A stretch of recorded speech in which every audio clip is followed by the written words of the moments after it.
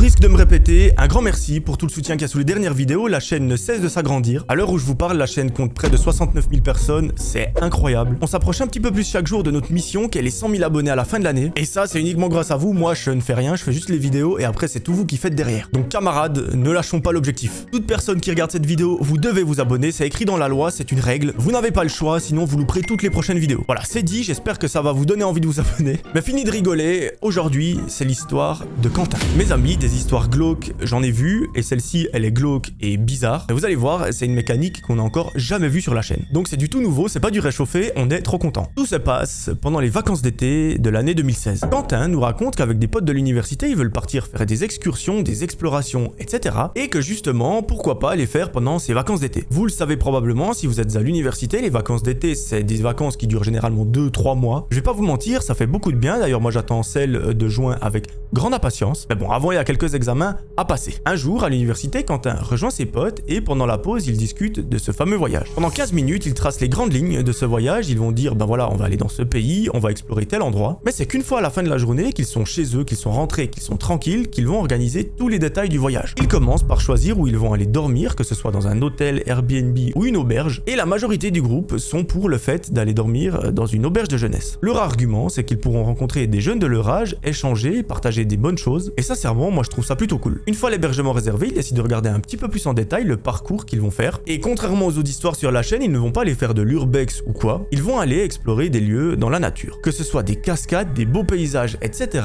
Eux, c'est ce qui les intéresse. Et franchement, ils ont bien raison. Cette partie-là de la planification du voyage, c'est celle qui dure le plus longtemps. D'un côté, vous me direz, c'est quand même mieux de savoir où on va avant de partir, parce que sinon, on ne sait pas trop sur quoi on tombe. Et au bout de 2h30, tout leur itinéraire est planifié. Bon, Quentin et ses potes, ça reste quand même des jeunes, ça reste quand même des fêtards, ils veulent absolument faire la fête quand ils seront là-bas. Et ça ne les a pas empêchés de regarder quelques boîtes de nuit pour aller s'amuser. Bien évidemment, ils en ont trouvé, ils sont refaits parce qu'ils se disent, bah la journée, on va aller explorer un petit peu la nature et le soir, ça va se mettre la mine en boîte. Bon, bah parfait, il manque un petit détail, c'est le moyen de transport qu'ils vont utiliser pour se rendre sur le lieu. Après quelques discussions, ceux-ci parviennent à trouver un accord, ils sont tous ok pour prendre la voiture. Enfin, c'est pas vraiment une voiture, c'est plutôt un minivan parce qu'ils sont plus que 5 et c'est ok pour tout le monde, donc tant mieux. Il y a pas mal d'heures de route, mais ils nous racontent que s'ils prenaient le train ou l'avion ou peu importe, ça leur coûterait beaucoup trop cher. Et faut pas oublier que ça reste des étudiants qui n'ont pas forcément beaucoup d'argent. Parfait, le voyage est prévu, il est planifié à la minute près. Quentin raccroche le téléphone, il se met devant Netflix et il passe toute la soirée là-dessus. À la fin de celle-ci, il prend son téléphone, il monte dans sa chambre et il s'endort. À partir de ce moment-là, c'est plusieurs semaines qui se passent sans qu'on ait aucune nouvelle de Quentin. On sait qu'il va à l'université, qu'il suit les cours, qu'il passe les examens et on sait même qu'il les a réussis. Si tu nous écoutes, bravo Quentin. L'histoire reprend le jour J, là où Quentin et ses potes partent en vacances. Le rendez-vous est fixé à 10h chez Quentin, comme ça tout le monde vient, tout le monde met ses bagages dans le van et ils peuvent partir. Bien évidemment, comme à chaque rassemblement, il y a des gens qui arrivent en retard. Heureusement, c'est pas trop long et finalement, ils prennent la route. Sur le trajet, ils s'arrêtent quelques fois dans des stations essence pour acheter des sandwichs, à boire, etc. Et surtout pour faire des pauses parce que quand vous faites beaucoup de voitures, c'est important de se reposer parce que ça serait dommage de finir dans le mur de la voie 9/3 pour rencontrer tonton Johnny. Au bout de 7 heures de voiture, tous les amis arrivent enfin à destination. Ils nous racontent qu'ils galèrent quand même un petit peu à trouver l'auberge de jeunesse parce qu'elle est très reculée, elle est dans un endroit qui est complètement inhabité. C'est entouré de forêts, de rivières, enfin c'est un endroit assez glauque. Mais eux, je sais pas, ça leur rajoute un petit truc, un petit peu de piment et apparemment ils adorent ça. Une fois l'auberge trouvée, ils s'y introduisent, ils posent toutes leurs affaires dans leur chambre, ils se rendent dans le réfectoire et ils se disent bon, il est quand même assez tard, on va pas forcément faire d'exploration aujourd'hui. Je vous propose qu'on passe la soirée ici ou peut-être même à l'extérieur dans des bars, etc.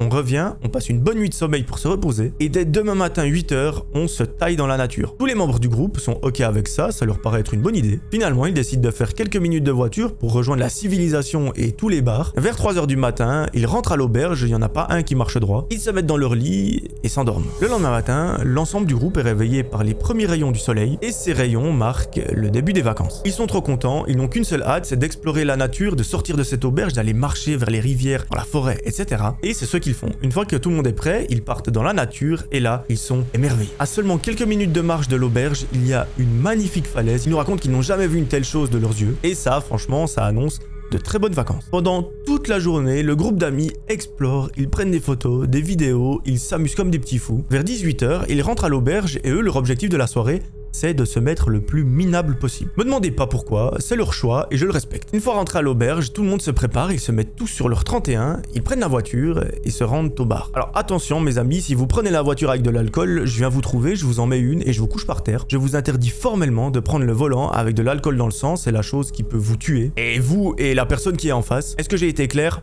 J'en ai l'impression. Donc malheureusement, ils prennent la voiture, ils vont au bar et ils boivent comme des trous. Il n'y en a pas un pour rattraper l'autre, il nous raconte qu'il n'arrive même plus à marcher, à tenir debout. Mais à un moment, Quentin nous raconte qu'un de ses potes manque à l'appel. Tout le monde en a aucune idée de où il peut se trouver. Parce qu'autour il n'y a rien. Il y a 3 bars, un restaurant, un petit supermarché, mais que dalle. Mais la première chose qui vient à l'esprit de Quentin, c'est de se dire, il était tellement sec qu'il est sorti pour régurgiter ce qu'il a ingéré. Il sort du bar et là, il ne voit pas son pote. Bon, cette hypothèse, elle est à tracer. Deuxième chose, il se dit, il est peut-être dans les toilettes pour faire je ne sais quoi. Il va voir, mais malheureusement, toujours rien. Troisième possibilité, c'est de se dire, il est peut-être rentré à pied à l'auberge pour s'endormir ou faire je ne sais quoi. Alors Quentin, il nous cache pas, ça l'emmerde un petit peu de retourner à l'auberge pour voir si son pote est là, parce que c'est du trajet inutile. Du coup, il décide de retourner dans le bar et de continuer à faire la fête. À ce moment-là, on est 2h du matin, toujours aucune nouvelle de ce pote. Et là, l'ensemble du groupe se dit, écoute, il est rentré à l'auberge, il est en train de dormir, il est en train d'être dans son lit à faire je ne sais quoi. On s'inquiète pas plus que ça et on ira le retrouver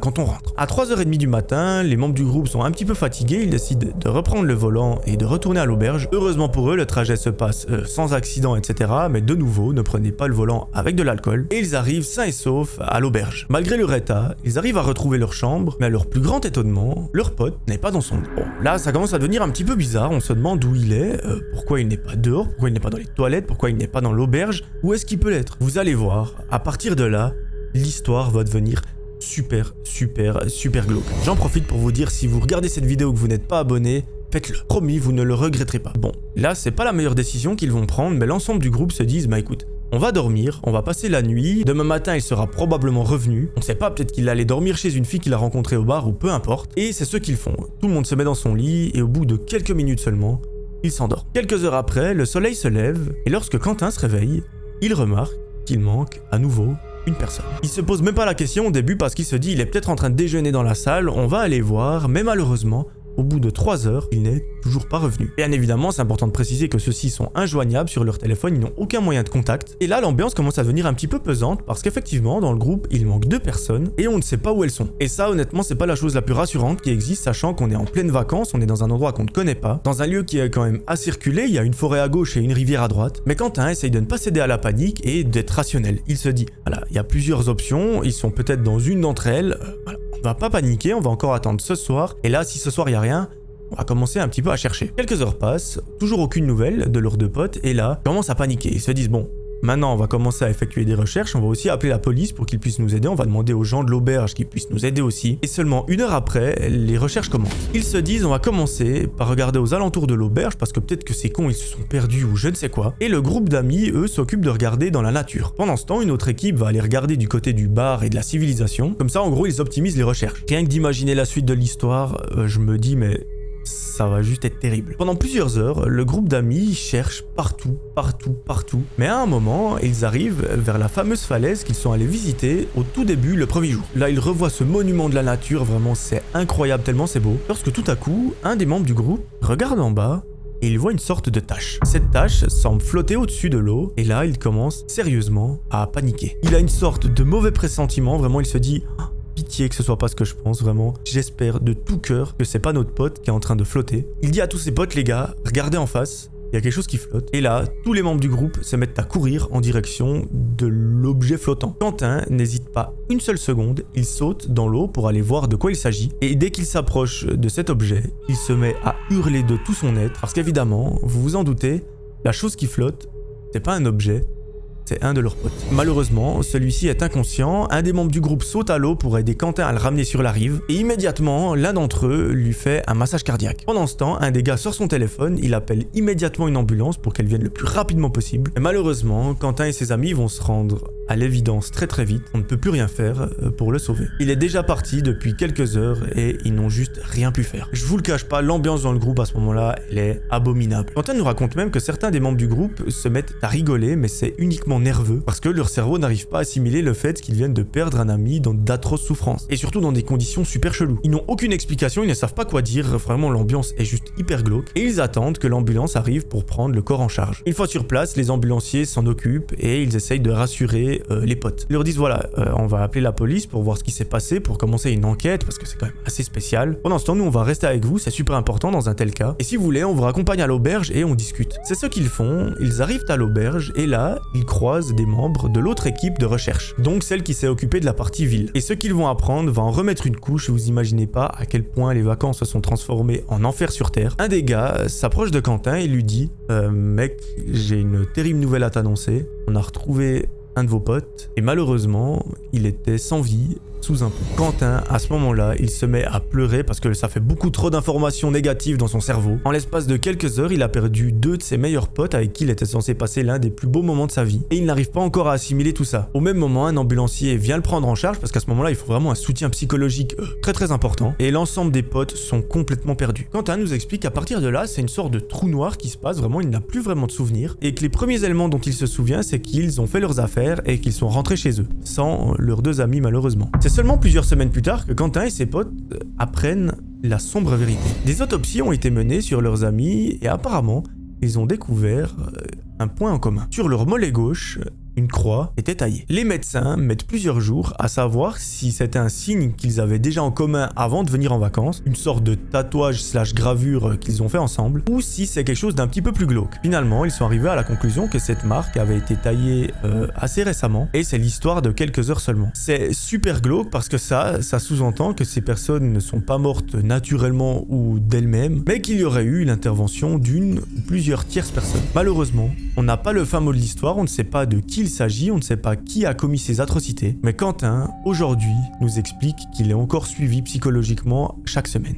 Je n'ose pas imaginer à quel point ça doit juste traumatiser une telle histoire, parce que déjà de perdre une personne, c'est horrible, mais alors 2 personnes le même jour, de la même façon, alors qu'on est en vacances, je ne préfère sincèrement pas imaginer. Je tiens à mettre en garde, comme d'habitude, cette histoire je l'ai trouvée sur un forum, c'est une personne qui l'a écrite comme vous et moi, on n'en a aucune idée de si elle est vraie ou si elle est fausse. Personnellement, je vous avoue, je pense qu'elle est fausse, même si j'en doute pas, des histoires comme ça se passent tous les jours dans le monde, mais si je veux, je peux en écrire une sur un forum, dire qu'elle est vraie, alors que pas du tout. Donc on prend ça avec des pincettes. Voilà, c'est la fin de cette histoire et cette vidéo, j'espère qu'elle vous aura plu. N'hésitez pas, comme d'habitude, à vous abonner, je vous rappelle, c'est super important pour notre objectif des 100 000 abonnés. Là, vraiment, on est dans un marathon / un sprint, vraiment, on veut que ça arrive, et j'en suis sûr qu'ensemble, on y arrivera main dans la main. Donc si tu regardes cette vidéo que t'es pas abonné, clique sur le bouton rouge et je te promets, tu ne le regretteras pas. Si vous voulez voir l'histoire glauque d'une personne qui visite un manoir qui est censé être hanté, mais pas seulement, n'hésitez pas à cliquer sur la vidéo qui se trouve juste ici. Et à vous abonner avec le bouton qui se trouve juste sur ma gueule. Voilà, moi je vous retrouve très vite pour une nouvelle vidéo. D'ici là, j'aimerais que vous preniez soin de vous. C'était Melvin, ciao tout le monde.